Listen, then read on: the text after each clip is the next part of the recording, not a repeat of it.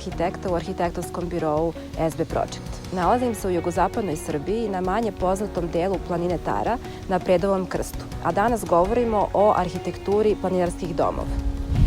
Ideja planinarskih domova razvija se uporedo sa razvojem planinarenja i alpinizma i željom da se savlada određeni vrh. Prvi planinarski dom, tačnije planinarska kuća u Srbiji, izgrađena je 1903. godine na Avali.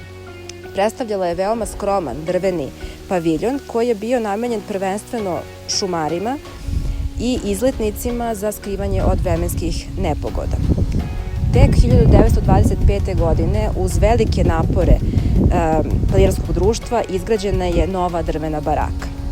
U samom početku, u periodu posle Prvog svetskog rata, na prostoru Srbije planinarski domovi nastajali su mahom entuzijazmom pojedinaca. Tek nakon Drugog svetskog rata, osnivanjem većeg broja planinarskih društava po raznim gradovima Srbije, nastaje i veći broj domova koji su često nastajali prenamenom postojećih objekata. Građeni su u lokalnom planinskom stilu, prvenstveno upotrebom kamena i drveta.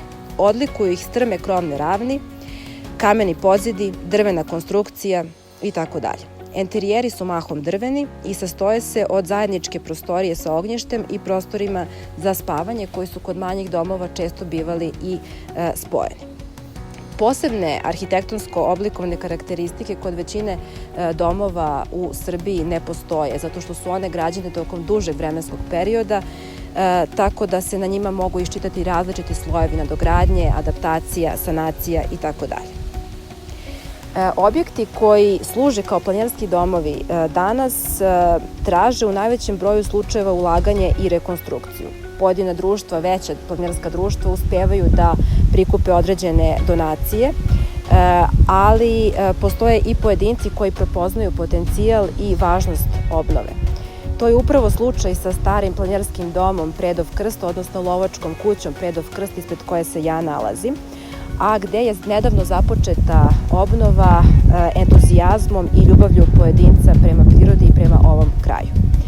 Objekat se nalazi na 1080 metara nadmorske visine i sastoji se od sale za odmor sa ognjištem, kuhinje i 28 ležajeva koji su raspoređeni u jednokrevetne, dvokrevetne, trokrevetne sobe i jedan apartman.